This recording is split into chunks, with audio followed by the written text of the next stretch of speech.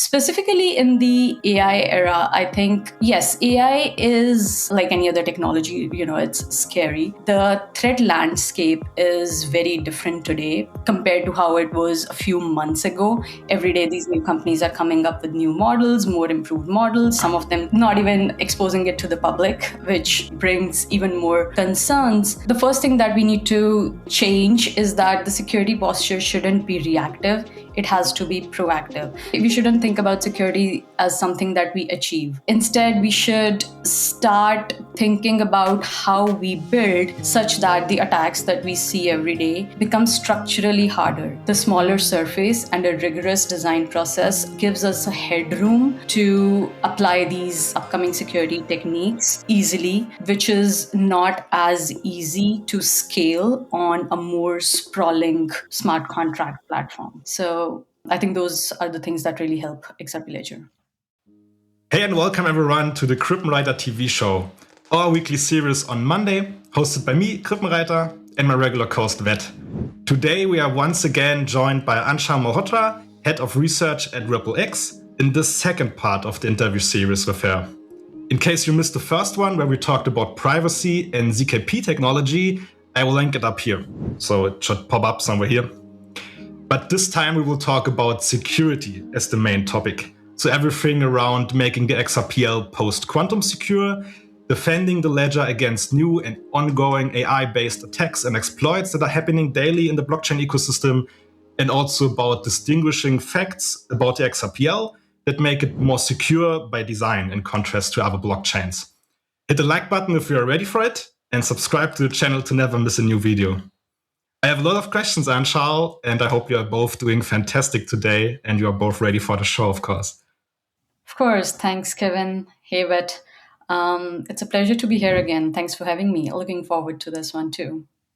Me too. Very excited. Very excited. For the people that don't know you, Aanchal, in case people haven't watched the last part of the series, and they don't know anything about you, maybe once again explain maybe how your work looks like on your department in collaboration maybe with the whole Ripple team on how you tackle security challenges. Like how are you guys working together on Ripple to make not only the XRP Ledger, but also the products from Ripple more secure? Yeah, definitely. It's a very, like I mentioned in the last episode as well, it's a very cross-functional and collaborative effort. None of us work in isolation. So specifically on security, I think it's not a specific department at RippleX or Ripple specifically. Of course, there is this InfoSec department, but how we tend to think about it is that it's a shared responsibility. It's a security culture, and every single person should be thinking about security. So more concretely, when we are designing something or thinking about things, it's everyone who comes together, starting from the product team, the research team, the engineers, external auditors at some point, and broader community as well, because our process is very open. We have this XLS process, we have open development process, so everything is in open and everyone has a chance to provide feedback. But more importantly, I think that each of these group of people bring a different lens. So for example, product team surfaces real world risks, right? Researchers on the team think more around foundational concepts and how do we formally prove security guarantees. Engineers are obviously, they are very well versed with the implementation pitfalls. They understand that part very deeply. The community, they provide feedback on everything. And then the external auditors, they tend to bring independent rigor. So, it's a collective effort and it's not a point in time of the SDLC, right? So the security is embedded throughout the SDLC. And that's where I think we are headed. It's no more a thing that we checkbox in the end. It has to start from the beginning, from day one. And that's how we ensure, that when something reaches to the mainnet, it has been tested and it has been scrutinized by various sets of people. So that's how we work. So it's overall, I would say it's not just one person's job, it's everybody's job. Yeah, I think especially for the XRPL right now, or in blockchain as well, I think at least today or in the past few weeks and months, AI got a little bit scary, I would say. Like looking at Anthropic, for example, and the AI model, it feels like everything is getting hacked.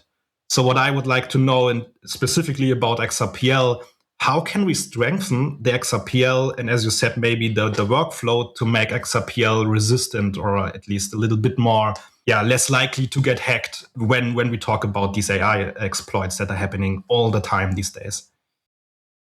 Yeah, 100%. Like, I think it's scary.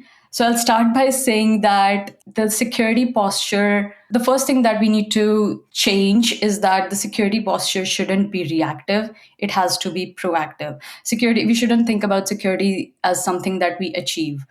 Instead, we should start thinking about how we build such that the attacks that we see every day become structurally harder, and continue that practice of building, like have that mindset from day one and continue building towards that from day one, such that towards the end, we have very comprehensively looked at security and each and every aspect. Specifically in the AI era, I think, yes, AI is like any other technology, it's scary. The threat landscape is very different today compared to how it was a few months ago. Every day, these new companies are coming up with new models, more improved models, some of them keeping it, not even exposing it to the public, which brings even more concerns. So I think a few things I would like to mention that we are thinking quite a lot about. A little bit I touched upon shift left security. So that's the term that we are using, shift left security, meaning so far many projects treat security as a checkbox towards the end, right? Like towards the launch, you build, you audit, you ship, that's about it. And that's why we see so many hacks happening every day. Security should be embedded from the beginning. Again, I'll keep emphasizing on that. It has to be shift left, meaning it has to start at the design phase, like start thinking about threat models, secure coding practices, formal verification where it makes sense, continuous monitoring after deployment. So it has to be embedded everywhere, and every person should be thinking about it. That's what shift left security means, like catching vulnerabilities as early as possible, where it's easier to fix them versus when it has cost you, for example, $300 million. Second, I think what is important is the scope, the audit scope itself. It has to go far beyond, it has to extend far beyond just the protocol code. So, taking an example, the recent hack, Kelp DAO hack, Layer Zero hack, there was zero bug found in the actual smart contract, right? It worked as it was supposed to work. The problem was in the configuration choice, a single verifier bridge, right? That was a configuration choice, and that was not in the perimeter of any code review or security audit that the team had done. So I think that's the operational risk. What we have focused so far is only on the code risk. And this is where the industry is starting to catching up now, which is that then we need to treat operational risk and tackle it with the same level of scrutiny as we do for the actual code. So that's second. I think the scope needs to increase, but also not just the scope, the cadence of audit. So again, going back to the point of it cannot be just a point in time, just one audit towards the end and you're done. That's not how in this new AI world things will work, right? Because the bar around us is rising continuously and we cannot just stop at one audit. The audit only tells you about the state of the software at one point, but the thing has to go beyond it. There has to be continuous monitoring of the systems, AI assisted monitoring specifically. So to expand more on that, I think two things come to mind there. One is the continuous AI assisted monitoring. I think that's going to be very, very important. It's not just audit at the end. Again, going back to the point, audit at the end, it has to be continuous adversarial testing of the live system. So AI attacking the live infrastructure, that's how we can keep up with the offensive side of the AI, right? Being using it for the defensive side at the same level. Second, I think, which is really, and I'm really excited about it, and spoiler alert that you'll hear more from our team on that soon is the AI accelerated formal verification. Right. So Wow. formal verification, put it simply, it's like mathematically proving that a system behaves correctly. And that has been a gold standard for proving system security. However, it has been out of reach for most projects because writing mathematical proofs is rare expertise and not it's very hard. But AI is changing that, right? So AI can draft specifications, they can propose invariants, and they can actually come up with a class of bugs that we never thought of or never specified. I think that's going to be really important, using AI for accelerating the formal verification work, because that provides real guarantees. And I think these are a few things. So, shift left, continuous monitoring, formal verification that provides more breadth as well as depth towards security. And that's the thing that I think the change that will adapt that sooner will be the ones that will be, will survive this era. And that's how we are thinking about it. Do you see, so formal verification was like this, I would say, watershed moment last year around Christmas when Vito Tumas dropped the blog post in collaboration with Common Prefix to start the specification of very critical components of the XRP ledger. Think of the payment engine, think of the consensus. Would these initiatives that you mentioned need to have this first completed? So does I guess, yeah, formal verification work better once we have actually specified the very critical components of the ledger? And does this also mean that new features that we add to the XRPL have significantly less surface or attack surface when they come to mainnet than, let's say, how previously we developed amendments and features to the XRPL? Yes. So, yes, there's a lot of work going on, and Vito is leading that on formal verification. We are working alongside Common Prefix. So, we started, again, like I said, the prerequisite to doing any formal verification work is the specification work. That is the baseline requirement. And XRP Ledger, on XRP Ledger, we have this history of writing good specifications, and moving forward, we can be more precise around how we write those specifications that make it easier to model them. But for consensus protocol, for example, we had a very old specification, and the things have evolved over time. So that was the first step there. We were doing formal like the specification work was documentation, and documentation is hard to do backwards. Like, you have written the code, but those who have written the code may have something else in their mind. So specification is about the intent, like what do you actually want to do from the system, and then you build the system. This is kind of going backwards because we didn't have the right specification. So that's one thing. But yes, a few work streams in parallel there.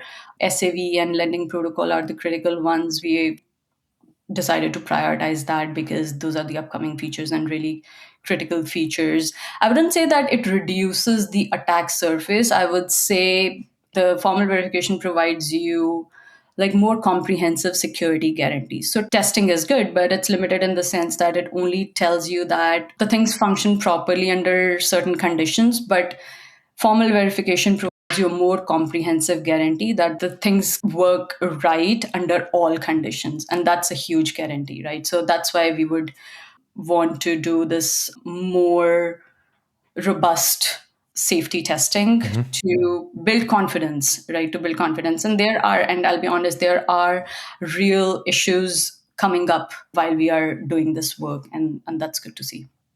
That's, by the way, what I love. I mean, I know I see the fixes, and we are adopting them as we go, with more to come, by the way, which is exciting because the past now even with 3.2 actually, all the like these two releases that we had in past, only fixes, right? Only improvements, which is like makes me happy because that means we can sleep better, first of all. But one last thing to the formal verification part, specifically the AI assisted one. Vitalik Buterin also actually talked about this. He made like sort of a blog post and comment. And I'm wondering, does this mean that now, or with this initiative, even normal community members, developers can now get sort of taste this gold standard, as you said, of formal verification at a much lower cost? Does it reduce the cost basis for those developers so that they can also do formal verification of their proposals? And it's not basically only for bigger contributors who can do this. Yeah, that is the ideal goal, right? That's the stage where we want to be. But I wouldn't say that we are there yet. Both, because AI, yes, it's very promising, but it's not 100% there yet. So that's one thing. And second, we'll have to build systems and processes around so that people can easily use it. It's definitely a learning curve, steep learning curve. Even within RippleX, we are in the process of planning out how we make sure that it's accessible to everyone, because that's how it'll be sustainable, right? Like, because it's not just one party doing it. Most people should be able to do it. So yeah, that's the goal, that we build it in such a way that it's accessible to maximum people. But I wonder, let's say you miss something. Like right now we talked about monitoring and starting from the design phase, and we think about security, and we also talked about formal verification and specification. But still, let's say we miss something and there is like this possible exploit that could happen. It never happened for now, but let's say it could happen. What are some distinguishable, maybe architectural facts on XRPL that make it way, way harder to attack the XRPL in contrast to, let's say, Ethereum smart contract-based solutions? That's a great question. I think I would just like to start by saying that whatever I say, I'm not claiming that XRP Ledger is structurally immune to anything. True, No system is. But yes, I can talk about some of the structural advantages that XRP Ledger, or some of the design choices that we have made, that do matter a lot in this AI era. The first, I think, and I think we are all, it's no news to anyone, is the very focused, bounded code base, right? So XRP Ledger has been built from day one with a specific purpose in mind. The XRP Ledger is meant for settlement, low cost, fast payments, but now also some of the more use cases and native compliance features. And that focus, I think, has proven out to be a strength, because that has kept the attack surface relatively small and manageable for more rigorous security reviews, to apply rigorous security processes. Compare it to any general purpose smart contract platform, the attack surface is naturally, like, it's larger by design. So for example, it's really hard to apply formal verification techniques for a million lines of code for a smart contract versus a native feature. The bottom line is, like, the smaller the attack surface, the smaller the exposed surface, easier it is to apply the techniques that I just talked about, right? Like, monitoring is easier and doing formal verification of things is. So that's a real structural advantage. And second, I would say, which is, it's about the discipline and the process and design. And that's the result of first, or you can say they are both dependent. Like, we have a very rigorous process in place, which is like, we write the specifications, not like, smart contracts who writes the specifications. It's only about the native features. And we have a very rigorous process around community feedback, amendment voting, where the voting has to sustain for a certain amount of time. That gives community enough time to scrutinize the proposed amendment. So I think those are the things combined. Basically, the main point is that the smaller surface and a rigorous design process gives us a headroom to apply these upcoming security techniques easily, which is not as easy to scale on a more sprawling smart contract platform, right? So I think those are the things that really help XRP Ledger. Yeah, I think, you said it very good with also our processes that are very good in the community, and we are very diligent with that. But I think specifically the formal verification has like a special standard or special place for us on the XRP Ledger, because our main way of introducing features is through protocol updates, right? Like, we may need to make a protocol update to add a new feature. While let's say on Ethereum, you don't need to update whole Ethereum to add maybe a new smart contract. People can deploy that.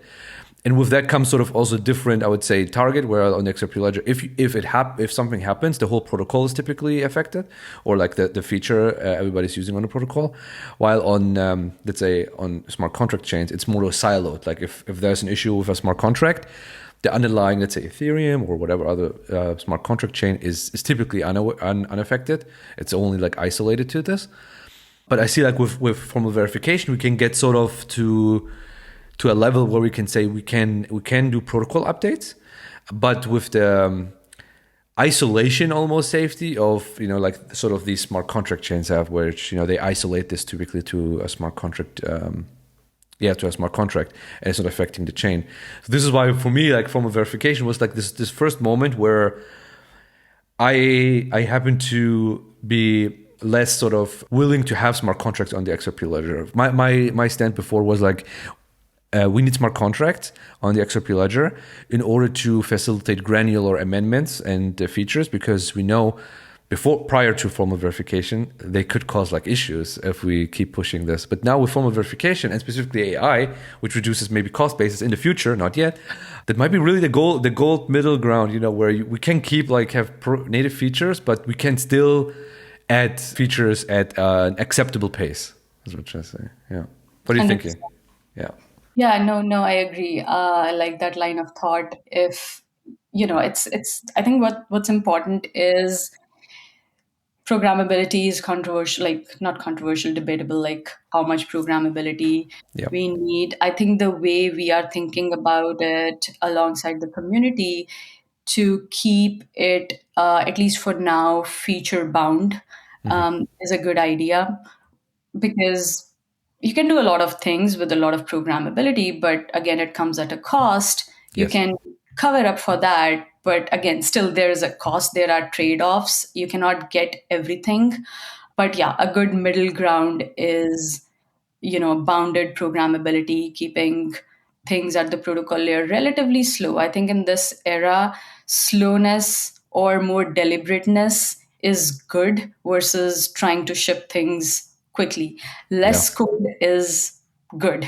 Like Yes. that's the bottom line. Add You less mentioned code, smart extension basically, right? With smart, the middle, yeah, bounded, bounded. bounded.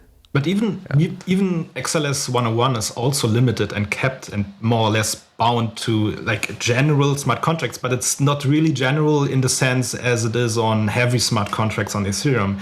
It's still limited and kept to what we want. Like it's a little bit more of smart extensions offers, but it's not enough to say it's the general smart contracts that will burn the XRPL a lot. So I think we are really getting a good middle ground where we allow a little bit of smart contract programmability to get the upside without all the ton of downside that we would introduce with like heavy smart contracts. I really don't think that's the way forward. It's really keep it small and limited. I think this is how it should be.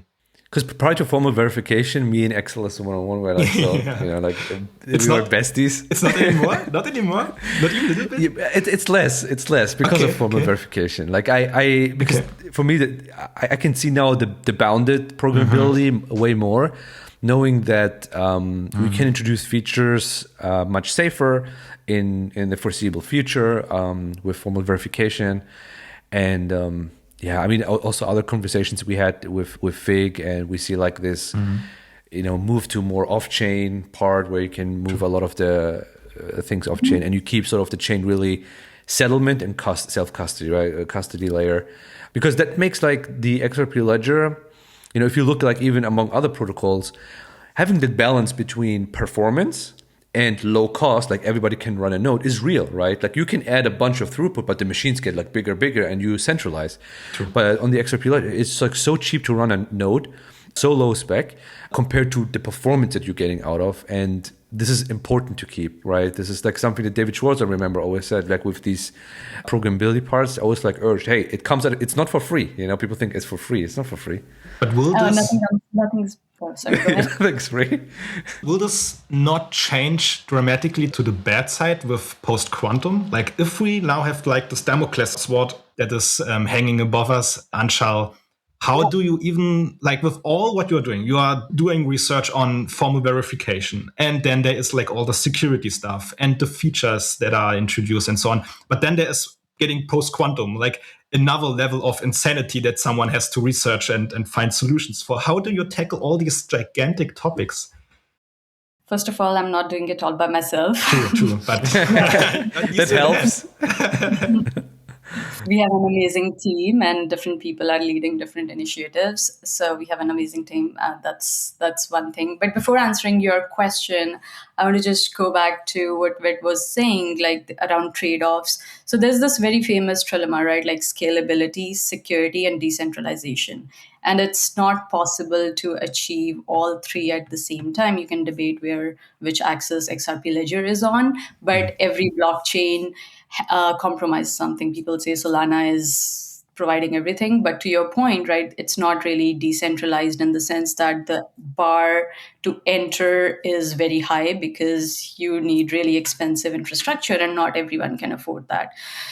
So I think I'll say just a couple of sentences there, which is I think one way to some extent to solve that problem, to address that challenge with on XRP Ledger, is to be very cautious around how do we define what belongs to L1 versus L2. I know we don't like the term L2, but non-native extensions is what I would like to call it, because you cannot get everything on L1. And that is the answer to that is just move things off chain, things that you cannot do. You can scale, you can stay decentralized, and you can stay secure if you be disciplined about the architecture and the things that you want to do on L1.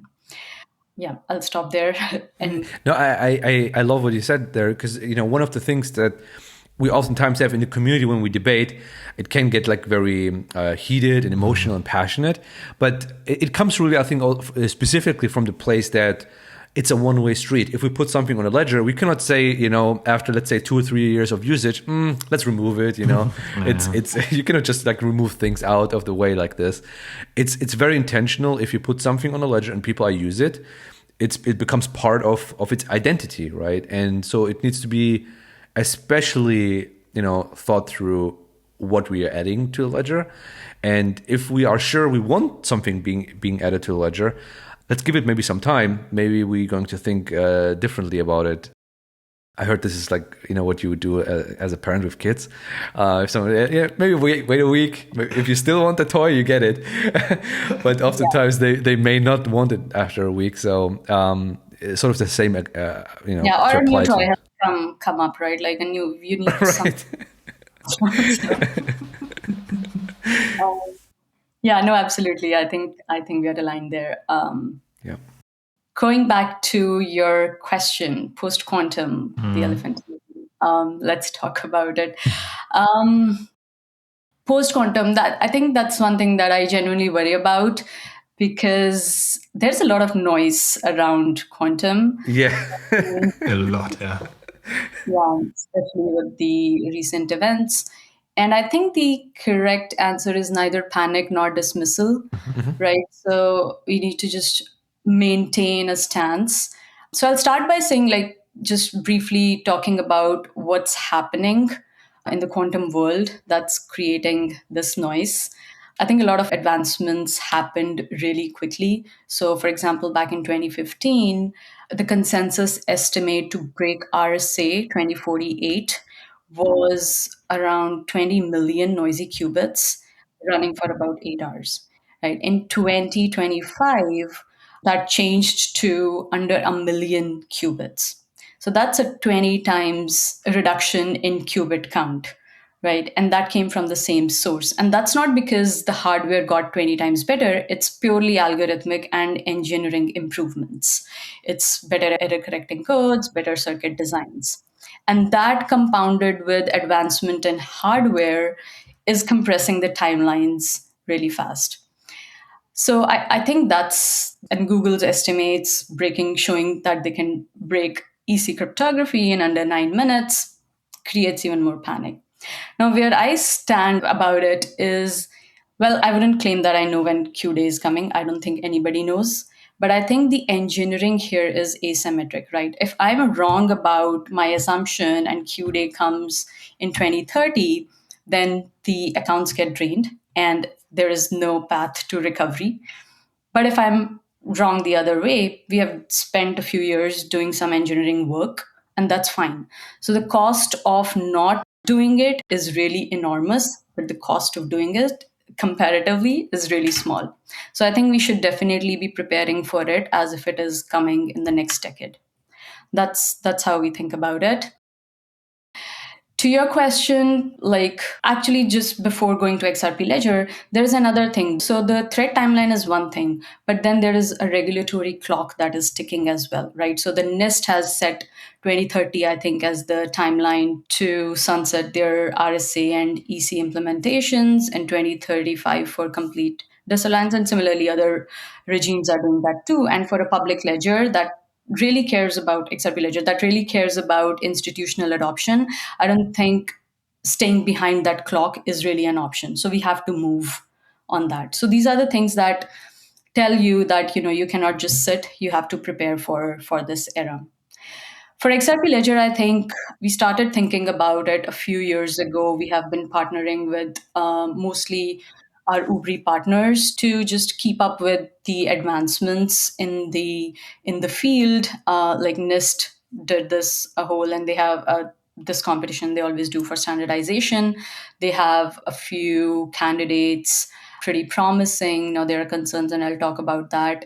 But for XRP Ledger specifically, I think there are two specific threats. One is the signature forgery, right? So any account that has ever transacted on the ledger has its public key exposed on the ledger. And whenever a quantum computer becomes available, any attacker can just grab that public key off chain and derive the signing key and can forge signatures. No race there, they can just take their time to do that. That's the at rest attack. The second is what we have heard about is the harvest now, decrypt later, which mostly applies to the encrypted data. Now, most of the blockchain data today is not vulnerable to that because we don't do encryption. But with the upcoming confidential transfers, we have encrypted data, and that's not post quantum ready.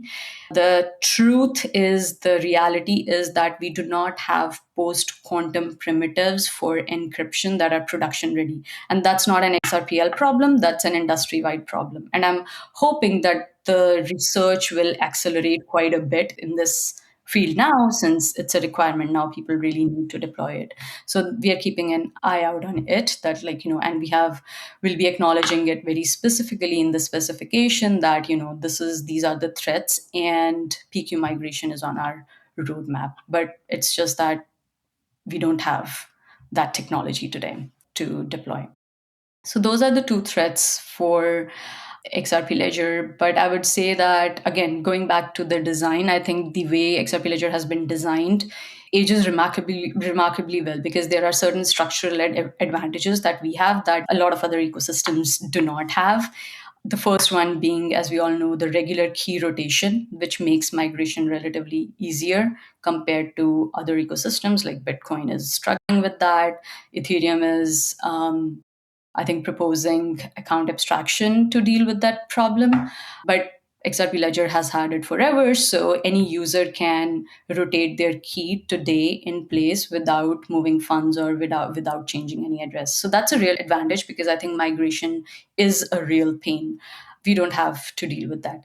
Second, I think, which is most interesting to me, is the fast consensus time combined with a proposal which we're calling single use key. And I'd like to take a moment to explain that, because I think that is one of the most elegant near term defenses that we have. So, what's single use key? First of all, like, the threat model here is the signature forgery. I talked about at rest attack. All active accounts are exposed, their public keys are exposed. Single use key eliminates that completely. So the idea there is to use a new key. Each transaction is signed with a new key, and the key invalidates at the protocol level as soon as the transaction is validated, with some exceptions, of course. Yeah, so what happens is now the attack window is compressed, right? It's only between when you broadcast your transaction and when the network actually accepts it or validates it. right? So that combined with the fast consensus, like I mentioned, which is 3 to 5 seconds, reduces this entire window to 3 to 5 seconds. Compare it to Google's estimate, which is 9 minutes for breaking EC. Now, this gives us 130x safety margin, right? Which is based purely on timing. There is no cryptographic assumption going Yeah. in there. And I think that's a real elegant near term defensive measure that we can adopt while we are preparing for more heavy PQ based solutions, right? And to be clear, it's not a solution. This is just a stopgap. But it's really elegant because it doesn't require any new cryptography.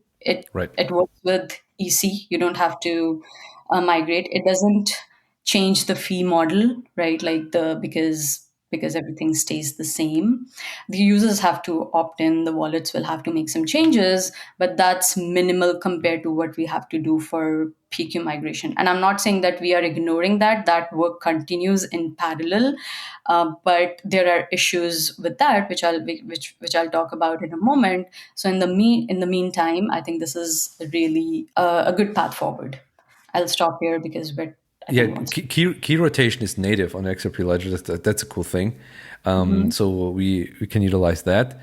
And one of the things that you said is makes it special cool is because we are account based. You can keep your your address, so people can still like send you money to the same address.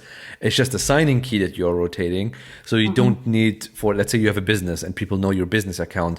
Well, that stays the same. It's just the signing key that you are rotating. And I believe is that not also from Ed Hennis, a proposal I think he made, right, regarding this key rotation on protocol level, which I like because there's no quantum cryptography assumption at all. It's just like with what we have, and Right. so I've Yes. Yes. 100%. That's an idea. I think he proposed last year, end of the last year, and we are working on because that's an idea that's in the idea form. So we are converting it to an XLS now, yeah. and considering to move forward with that. Yeah. Yeah. What are some so given what quantum cryptography is currently, quantum resistant cryptography is at the moment, what kind of challenge? Because a lot of people say, well, why are you not just adopting quantum cryptography today? Like if I would ask you, like, why are we not just putting it today in? Why is not everybody just putting quantum cryptography in today? And maybe we can update later. Why are people so hesitant, like, to put it in? I think now people will be more, well, in Web 2, it exists today, right? So Chrome has it, and yeah, like our connection probably is PQ secure, like hybrid. The way people are adopting it is in a hybrid way. So Google adopted it, so Chrome has it, and since the browser has it, so Cloudflare has it too. The server side has to do it too. So it does exist in the Web 2 world, but Web 3 world hasn't adopted it yet. And now, given that Google has shown these attacks on Bitcoin, it has, shaken up the industry. And now I think people will be moving towards it. But also the fact that a lot of work is still going on standardization process. So NIST has standardized certain schemes, but they haven't been battle tested. There are new attacks, side channel, like there are new attacks sometimes coming up.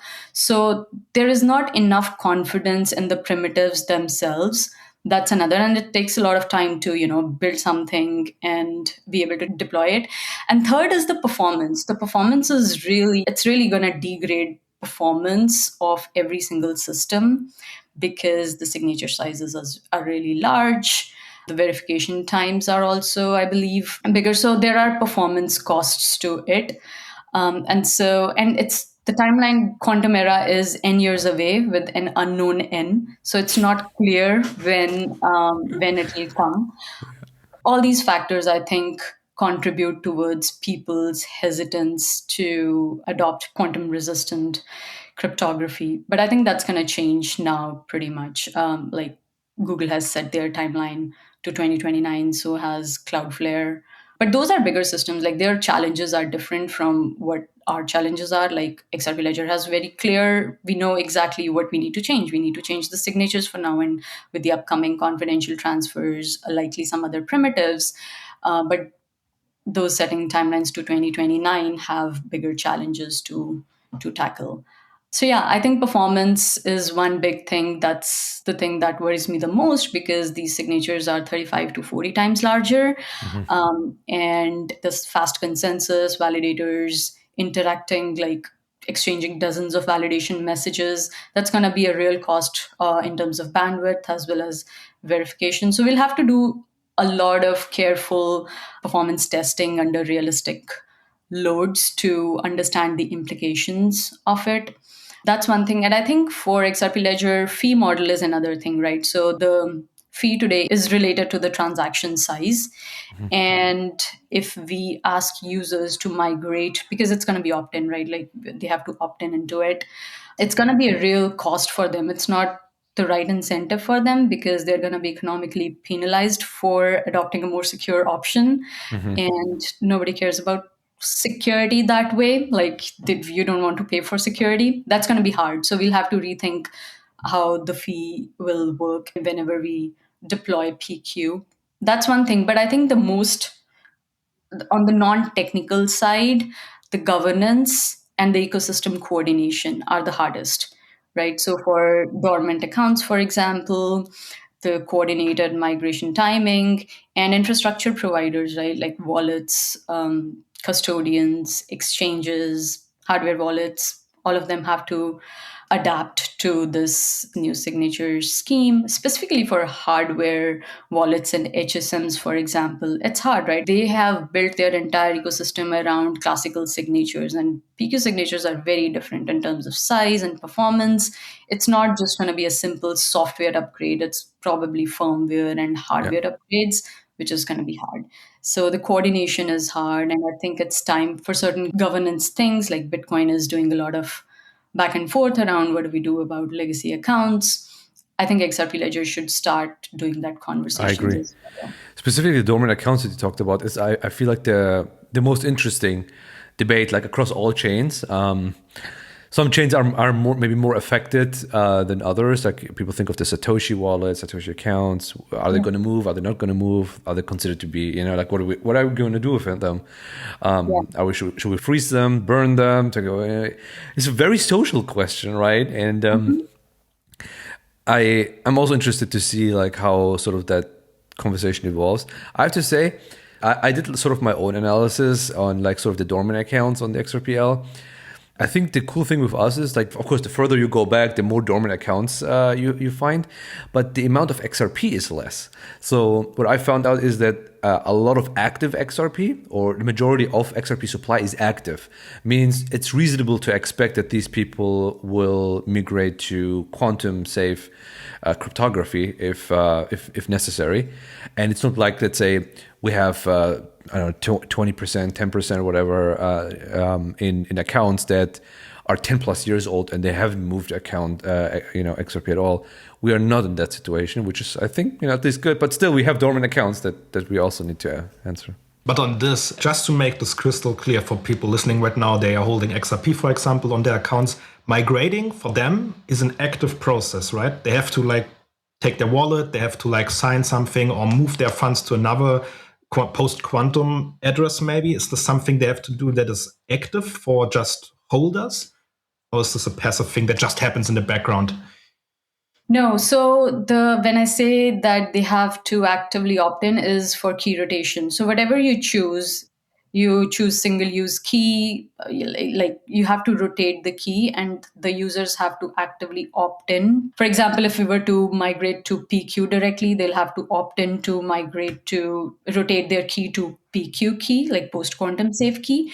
Or if we were using single use key, in the background, wallets will have to implement that workflow, but the users will have to opt in to start using single use key. So it's not a continuous process. They don't have to move their funds. They don't have to change their address. It's just that they have to opt in into rotating their keys. Okay, so it's relatively easy and abstracted for the average user just holding XRP, for example. Right. It's not something. It's not so. It's not technical in a sense that they are scared for doing it. No, not at all. It's a very easy step. Like, I think a lot of people might be doing regular key rotation anyway for the purposes of security. But yeah, that's the only thing that you need to do. Awesome. I mean, this is probably something people are really like, because I can imagine many people managing their wallets and their funds. They are really scared of doing anything, like at all, like signing anything, checking their accounts, because in the age of AI, everything feels like, okay, whatever I do right now, it could be the last thing I do, and then my funds are lost. So telling them that they would have to do something actively to migrate their funds is something they are probably pretty scared of. But as you said, it's not. It will be abstracted, and I'm pretty sure wallets will help them migrate. So it will be easy for them. So this is Yeah. good to hear. Key rotation has existed. It's battle tested, right? It has existed since XRP Ledger's inception. And so it's not a new functionality. It's not a new feature that we are introducing. It's just a new key type that we will introduce, and a new signature type, which is completely abstracted away from them. They just have to migrate to that key. That's about it. You know, one of the most important things I feel like also for everybody who is not like actively involved in the technical aspect of contributing to the XRPL, but community member, maybe holder, is that people like you, Aanchal, and your team, and other community members, like Dennis and others who also do things in this direction, are actively involved, right? That's the thing. It's like, yeah, we are aware, we are monitoring, and we have something in place, as you say, for the meantime, and focus also on the long-term horizon. I think that's an important signal for the community, is that it's on the radar, right? It's not something that nobody is currently paying attention, nobody is talking about. No, it's on the radar, but with, of course, realistic glasses on, right? It's not fear mongering. It's not like sort of panic. It's just what is realistic. Yep. I don't think there is any point in rushing into it. And that's where I think single use key gives us a real, stopgap, that window to be very deliberate about how we do this migration. And also, another thing that we are considering is a more hybrid approach to migration, meaning having both classical as well as PQ signatures for a transaction, and both need to be verified to for execution. And that's because it gives you a very elegant security property, which is you can prove it, you're provably as secure as the stronger primitive. So let's say if the PQ breaks classical signature, then you are saved by the PQ side, and if there is a vulnerability in the PQ algorithm that you're using, then you're saved by the classical side. And this is good because the performance overhead is just additive, not multiplicative, because PQ is anyways too large compared to the classical, that it's not gonna degrade performance. So the trade-off between the performance and security there is very marginal. Like, you can do that. And that's the path that NIST also recommends, like hybrid signatures, until we are still building the confidence in which PQ primitive is the right one. But basically, just for my understanding, hybrid basically in our context here means is using existing signatures, but we just rotate them, right? So we basically boil down the attack surface of the time between rotation. Am I correct with that? No, what I'm saying with hybrid is that using both for the same transaction. So not one, but two keys and two signatures. So using classical and PQ signatures for the same transaction, doing both, verifying both. And that's why I'm saying, the performance cost is not multiplicative, it's just additive, because PQ signatures are huge and you add classical signatures. Because you're anyway going to do PQ signatures, right? Why not do both during the migration phase? That's the recommendation. That's what most ecosystems and people are recommending, because of the security properties that I described, because it saves you if one goes wrong. It provides you better provable security. Could we not just not do quant like PQ at all and just use existing cryptography, but we just rotate? That'll give you guess. So if you rotate, you're signing with PQ, for example, right? You're rotating or are you saying that rotation of just EC? Easy. Yeah, that's a different defense, right? Like that's a different Yeah. defense mechanism. That's Okay. like not including PQ at all. These are two different techniques. So yes, these are three Yeah. different. So the rotation of EC, you would say, would be something more immediate that we can do, right? Yeah, And for exactly. long term, you say it makes sense to add like this PQ in addition as a hybrid. But for the Right. short term, EC rotation is valid. I think that works because the Yeah. timing, right? Like Yeah. the timing is the guarantee there. Yes, so you're exactly right. So the shortest term single use key, then introduce PQ, but during the migration phase, do hybrid, and then eventually, when we are settled on a PQ scheme, do just PQ. And we Okay. know that we are in quantum era, and that classical doesn't make sense anyway. So yeah. Yeah, I have actually just one last thing because I saw was it a proposal post? Maybe it was from FOMO, short to FOMO. Does it make sense to allow everybody to bring their own signatures to the XRPL? So maybe you want to. I mean, that sounds crazy, but you use maybe a different version of PQ. I use maybe, I don't know, Lattice, and you use for something else and a different scheme. It It's a very interesting and tempting idea, but I think one thing history has taught us is that giving developers more freedom is shooting yourself in the foot. Like it's not a good idea. I would say like keep the choices limited. Like we have seen, right? Like configuration mistakes are the biggest ones. Nobody's there to. So I think that's a recipe for disaster. I see the link to smart contracts. That's why I was laughing. It's the same thing. If you add generalized smart contracts, you're giving a lot of freedom to developers. Yeah. But on this, given all the stuff we are working on, all the research, like we talked about security, zero knowledge technology, scalability, post quantum, AI, is there something else maybe, or is this? I mean, this is already enough, obviously, but is there something else on your radar that you are working on right now? No, I think that's all I do. That's about it. But well, yeah, you said I think there was There's something lingering in the background that you are working on, I guess. no, I think we talked a lot about AI is top of mind. Like, how do we make sure that we are using it in the right way, both for productivity use cases, but also on the defensive side of things as the things are evolving really quickly. Second thing, I would say the next phase of native privacy is top of mind. Right now, we have confidential amounts and balances, but anonymity, like who interacts with whom, is another thing that we are thinking about. And that's the harder problem. That's Trust me. transfers then, right? Confidential transfers? Is that the right word? Transfers is about like hiding how much.